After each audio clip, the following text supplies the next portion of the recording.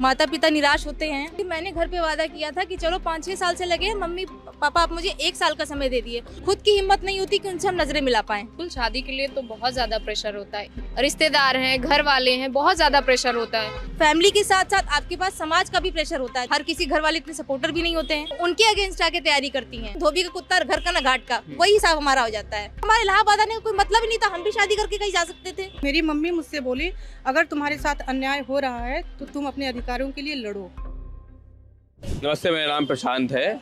हम प्रयागराज के भारद्वाज पार्क में खड़े हैं अभी इस वक्त। यहाँ पे कल से ARO परीक्षा को लेकर प्रदर्शन चल रहा है। मेरे पीछे आप कुछ लड़कियों को देख पा रहे होंगे, कुछ बहनों को देख पा रहे होंगे जो कल से डटी हुई हैं ARO परीक्षा के लिए कि सरकार हमारी मांगे सुने। हाँ, पेपर लीक होने के दावे किए जा रहे हैं और इनका ये कहना है कि सरकार परीक्षा को रद्द करे और दोबारा कराए। मैं इनसे बातचीत स्टार्ट करूं उससे पहले मैं आपको एक रेफरेंस देना चाहूँगा। हाल ही में एक मूवी आई थी भक्षक नाम की। हमारे जो मुखिया हैं लल्लन टॉप के सौरभ जी, उनकी एक प्रिय मित्र हैं भूमि पेडनेकर, वो मेन लीड थी इस मूवी में। तो अगर आप में से किसी ने वो मूवी देखी है तो आप ये समझ सकते होंगे कि महिलाओं के जो मुद्दे होते हैं, महिलाओं का जो एक स्ट्रगल होता है, वो कुछ अलग तरह का होता है। तो अब यहाँ पे भी कल से छात्र डटे हुए हैं, हाँ, जो अपनी मांग कर रहे हैं।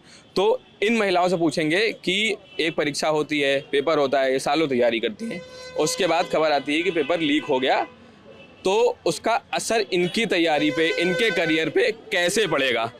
तो आपका नाम क्या है? जी, मेरा नाम खुशबू त्रिपाठी है। खुशबू जी, आप कहाँ से आई हैं? मेरा जन्मभूमि काशी में है और कर्मभूमि प्रयागराज में। अच्छा, कब से तैयारी कर रही हैं आप? जी, मैं 6-7 साल से तैयारी कर रही हूँ। हाँ। और मेरी पढ़ाई यहीं से हुई है, प्रयागराज से। अच्छा, तैयारी सिर्फ ARO की या और भी एग्जाम्स की? नहीं, लोक सेवा आयोग से जो PCS की निकलती है वैकेंसी, उसके लिए, और बाकी ARO भी देते हैं। और हम लोग पहले लोअर भी देते थे, अब लोअर हम लोग के हाथ में रहा नहीं। UP 80 के माध्यम से होता है, तो बाकी हम लोग का PCS और ARO है। अच्छा, 11 तारीख को पेपर था, उससे पहले तैयारी करी होगी। कितने साल तैयारी करी? की तैयारी हम लोग 6-7 साल से कंटिन्यू कर रहे हैं। ठीक है, तो 11 तारीख के लिए तैयारी कैसी थी पेपर की? हम लोग पूरी तरह से पूरी कोशिश किए थे कि इस बार हम लोग का फाइनल आ जाए। हाँ। लेकिन इतनी मेहनत के बाद जैसे हम लोग आए, पता चला पेपर लीक हो गया है। फिर हम लोग के सारे ग्रुप में सब लोग कमीशन पहुँचे, वहाँ पे हार्ड कॉपी पाया गया। देखा गया कि सोशल मीडिया के माध्यम से बहुत ज़्यादा पेपर वायरल हुआ है। तो फिर ऐसे ही लोगों का साथ चाहता रहा। हम लोग आंदोलन कर रहे हैं कि हम पेपर निरस्त हो जाए, री एग्जाम कराया जाए। अच्छा, जैसे जब खबरें आई सोशल मीडिया पे कि पेपर आउट हो गया है, और उसके बाद 17-18 को जब UP पुलिस का भी हुआ, तो उसमें भी ऐसा ही कुछ हुआ, तो फिलहाल वो परीक्षा तो रद्द हो गई है। तो ARO वालों जो छात्र हैं, हाँ, उनकी सरकार से क्या मांग है?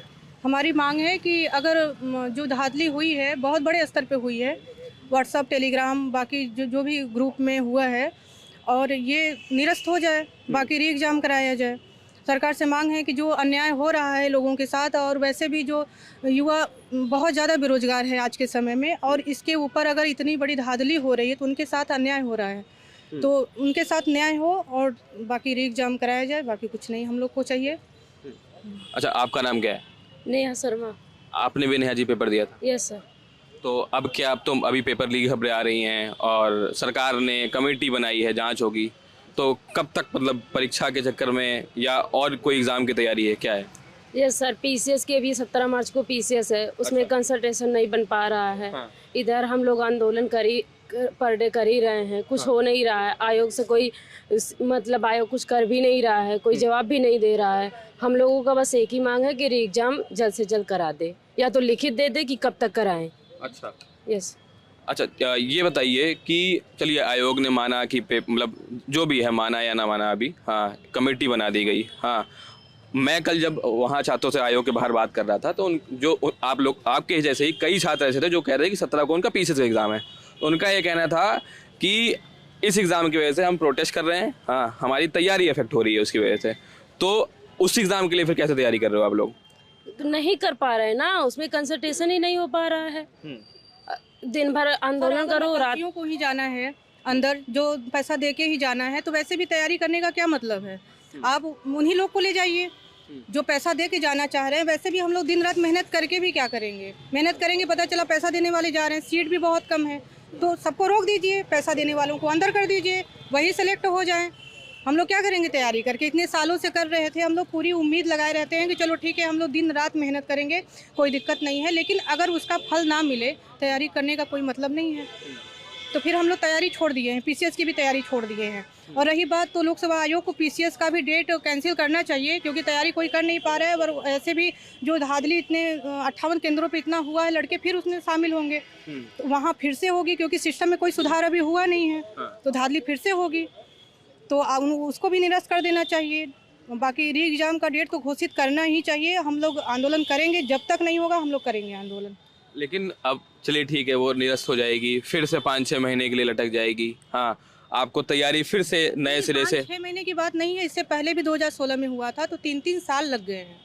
अच्छा। री एग्ज़ाम कराने में 3-3 साल लग गए हैं, तो हम लोग यही चाहते हैं, क्योंकि हम लोग को उनके ऊपर भरोसा नहीं है। अच्छा। कितने लोग निकल जाएंगे, कहाँ कहाँ चले जाएंगे, हम लोग इतने साल अब वेट नहीं करेंगे। पहले हम लोग मौका दिए, लेकिन ये समय से काम नहीं किए, इसीलिए सब लोग उतरे हैं लोक सेवा आयोग के गेट के पास कि अब हम लोग के पास समय नहीं है, एज भी निकल रही है, आपको जो करना है त्वरित करिए, जैसे भी करना है त्वरित कार्रवाई करिए। ठीक है, अगर आपकी जो कमेटी की जांच आई है, आयोग की कमेटी की जांच आई है, उसमें कहा गया है कि पेपर लीक हुआ है, 1 घंटे पहले हुआ है, तो पता चल गया कि 1 घंटे पहले हुआ, सोशल मीडिया के माध्यम से, या जो लोग साक्ष्य दिए हैं, जो लोग प्रत्यक्ष नहीं गया है कोई, क्योंकि सबको खतरा रहता है कि मेरा पूरा करियर ख़त्म ना हो जाए, तो जो भी आपको साक्ष्य मिला है उसके माध्यम से आप मान रहे हैं कि 1 घंटा पहले हुआ है, पेपर लीक हुआ है, तो आप उसको निरस्त कर दीजिए। हुआ है ना 1 घंटा पहले, आप उसको निरस्त कर दीजिए। बाकी जो भी जांच एजेंसियां काम कर रही हैं, 58 केंद्रों पे जो काम चल रहा है वो होता रहे, बाकी कार्रवाई होती रहे, लेकिन हम लोग के साथ अन्याय नहीं करिए ना।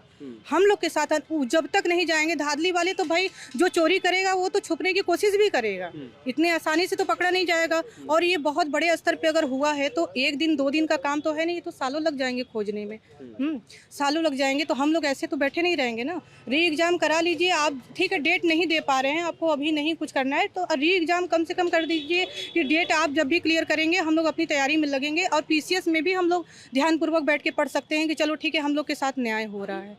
इस तरह से तो हम लोग कर ही नहीं सकते, क्योंकि हम लोग का विश्वास नहीं है कि अगर तैयारी करते भी हैं तो पीसीएस में भी वही होगा।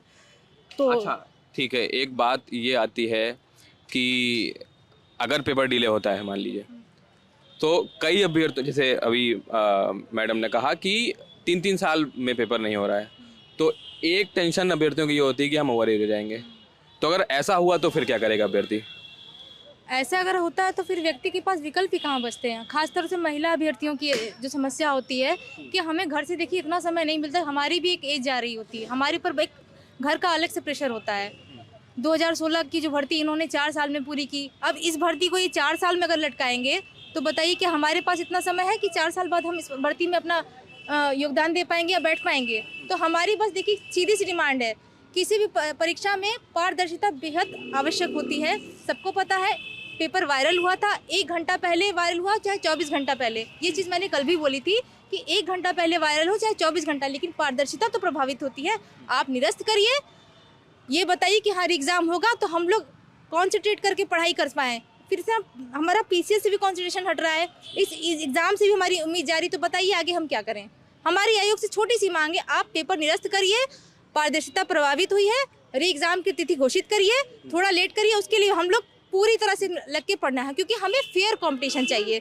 अगर ऐसे ही घूसखोर लोग, ऐसे ही ना पढ़ने वाले लोग ऐसे ही सिलेक्ट होते रहे तो फिर हमारा पढ़ने का कोई मतलब नहीं है। फिर हम बस फेयर कंपटीशन चाहते हैं, पारदर्शिता प्रभावित हुई है, एग्जाम को निरस्त किया जाए और नई परीक्षा तिथि घोषित की जाए, बस हम यही चाहते हैं और कुछ नहीं। अगर पेपर लीक की बात आपके पास है तो पेपर पूरा निरस्त हो, दोबारा सही से कराया जाए। बिल्कुल बिल्कुल हम लोग यही चाहते हैं। अच्छा, आपने घर के प्रेशर और घर से जो भी चीज़ें हैं दबाव की बात करी, महिलाओं के ऊपर ये एक एडेड प्रेशर होता है। तो अभी आप लोग तैयारी कर रहे हो, मैडम ने बताया कि वो 6 साल से कर रही हैं, आप भी तो 3-4 साल 5 साल से कर रहे होगे। तो डेली आप हम लोग घर के बाहर रहते हैं, घर वालों से बात होती है, माँ बाप से बात होती है, तो जब उनका कॉल आता है, हम पेपर दे के आते हैं कि बेटा पेपर कैसा हुआ, उसके बाद उनको भी पता चलता है कि पेपर लीक हो गया, तो उनका रिएक्शन क्या होता है? देखिए, रिएक्शन तो माता पिता निराश होते हैं, अभ्यर्थी भी निराश होते हैं, माता पिता है, हमको हिम्मत देंगे कि नहीं बेटा कोई बात नहीं, लेकिन हम अपने आप को क्या जवाब दें? जो हमने मेहनत की थी, जो हमने समय दिया था अपना, जो घर वालों को आश्वासन दिया था, खुद की हिम्मत नहीं होती कि उनसे हम नजरें मिला पाएं।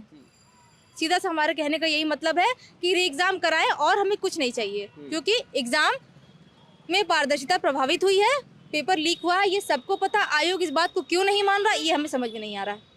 अच्छा, एक सवाल ये मतलब वैसे तो सभी से है, जो भी जवाब दे, कि क्या कहते हैं, लड़कियों के ऊपर एक ये प्रेशर रहता है कि एक आध साल में आने वाले, हाँ, अगर कुछ नहीं कर पाए तो घर वाले घर बुला लेंगे, हाँ, शादी की बातें होती हैं, शादी करा देंगे।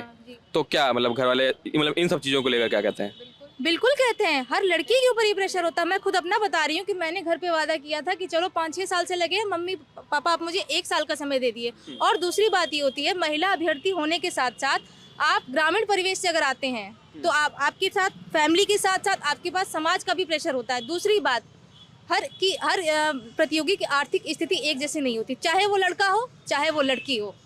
हम 6 साल लगाए, समय जाता है, पैसा जाता है, फिर ये भर्ती 4 साल बाद लड़के, तो चाहे लड़का हो चाहे लड़की, कहाँ जाएंगे फिर? हमारी आर्थिक स्थिति, हम तो यही सोच के लगा रहे हैं ना कि चलो घर की आर्थिक स्थिति बेहतर कर पाएंगे, अपना योगदान दे पाएंगे। लेकिन इसी तरह अगर पारदर्शिता प्रभावित होती रही, पेपर लीक होते रहे, तो क्या करेंगे हम तो ना कहीं, एक तो कहावत हो गई ना, धोबी का कुत्ता घर का ना घाट का, वही हिसाब हमारा हो जाता है। तो बस अगर यही करना था तो फिर हमारे इलाहाबाद आने का कोई मतलब ही नहीं था, हम भी शादी करके कहीं जा सकते थे, सीधी सी बात है। हाँ, मतलब शादी करके। आप कुछ बोल रही थी इस बात पे अभी? बिल्कुल, शादी के लिए तो बहुत ज़्यादा प्रेशर होता है। 1-2 साल का टाइम दिया जाता है, रिश्तेदार हैं, घर वाले हैं, बहुत ज़्यादा प्रेशर होता है। मैं कानपुर से आई हूँ, मैं पूरे गांव से अकेली आई हूँ, मेरे ऊपर इतना ज़्यादा ताना है, फिर भी मेरे घर वाले यहाँ तक मुझे छोड़े हैं। लेकिन हमेशा एग्जाम नहीं हो रहा, लोग मेंस इंटरव्यू दे रहे हैं उससे भी छट रहे हैं, वहाँ भी धांधली हो रही। तो इसको बंद करें, आरओ का री एग्जाम करवाएं, डेट अभी दे दे, हमें मई में एग्जाम करवाना है, जुलाई में, बस री एग्जाम दे और कुछ नहीं। बस 2 ही डिमांड है हमारी, री एग्जाम, नई डेट, और उसके साथ साथ ऐसी व्यवस्था भी बनानी चाहिए कि आने वाले भविष्य में अगर ये री एग्जाम होता है, चाहे आयोग की तरफ से कोई परीक्षा होती है, तो उसमें पारदर्शिता प्रभावित नहीं होनी चाहिए, उसमें नकल माफिया सक्रिय नहीं होना चाहिए। उन लोगों को पकड़ना चाहिए कौन है जो काम करते हैं, लेकिन उसमें आपको जितना समय लगना लगाइए, लेकिन आप री एग्जाम कराइए और उसको निरस्त करिए। हमारी बस यही मांग है। अच्छा, इन सब के बीच पेपर लीक हो गया या निराशा इस बीच चीज़ को लेकर हो गई कि समय से भर्तियां नहीं हो रही हैं, सरकार नहीं निकाल रही है, घर वाले या अपने आसपास के लोग, आपके दोस्त जो भी हो गए, वो मोटिवेट भी करते हैं, है ना? अब घर वाले ये तो नहीं बोलेंगे कि भाई आपका पेपर नहीं हुआ तो आप तैयारी बिल्कुल ही छोड़ दीजिए। तो कैसे मोटिवेट करते हैं घर वाले, मतलब उस वक्त जब आपको एकदम डाउन फील हो रहा होता है, जैसे इस वक्त है, तो घर वाले फिर क्या बोलते हैं? देखिए, घर वाले तो मोटिवेट करते ही हैं, लेकिन एक चीज़ और है, हर किसी घर वाले इतने सपोर्टर भी नहीं होते हैं। लड़कियों में बता रही हूँ, मैं कुछ लड़कियों को ऐसे जानती हूँ जिनके घर वाले अगेंस्ट होते हैं, वो उनके अगेंस्ट आके तैयारी करती हैं, उनके अगेंस्ट लड़के झड़के आगे पढ़ाई करती हैं। तो मोटिवेशन की बात नहीं, घर वाले मोटिवेट करते, लेकिन खुद को जो गलत फील होता है, खुद की जो उस समय जो कोई कितना भी मोटिवेट कर ले, समझ में नहीं आता है, कुछ ऐसा सब कुछ आगे फ्यूचर ब्लैंक दिखता है।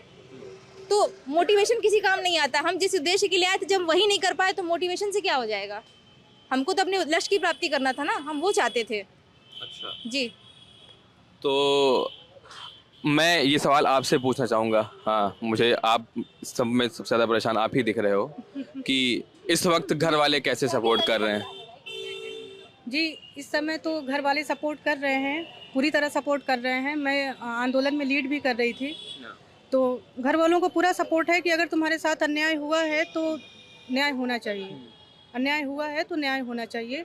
तो री एग्जाम के लिए हम लोग न्याय मांग ही रहे हैं, तो जिस दिन मिल जाएगा उस दिन हम लोग फिर से तैयारी में लगेंगे, नए जोश के साथ लगेंगे। माँ बाप ने ये नहीं बोला कि धरना मत करो? नहीं, बिल्कुल नहीं कहा। जब भी अन्याय, मेरी मम्मी मुझसे बोली, अगर तुम्हारे साथ अन्याय हो रहा है तो तुम अपने अधिकारों के लिए लड़ो, और ये भी बोली ज़िंदगी लंबी नहीं, ज़िंदगी बड़ी होनी चाहिए, मर भी जाओ फिर भी तुम लड़ो।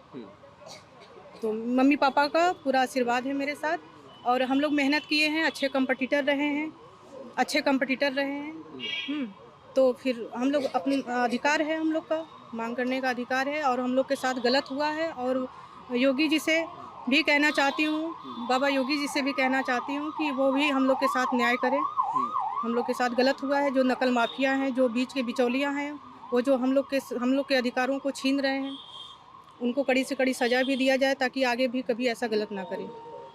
अच्छा, तो मतलब यहाँ पे कड़ी सज़ा देने की बात, और एक मांग जो हर जगह की जा रही है कि पेपर दोबारा कराया जाए। जैसे अभी यूपी पुलिस की जो परीक्षा है वो रद्द करके दोबारा कराने की बात कही गई है। इन छात्रों की डिमांड है कि आरओ की परीक्षा भी दोबारा कराई जाए। ये जो लड़कियां थी, महिला छात्र हैं, जो आपने उनकी व्यथाएं समझी। इस वीडियो पर आपका क्या रिएक्शन है, आप हमें कमेंट करके बता सकते हैं।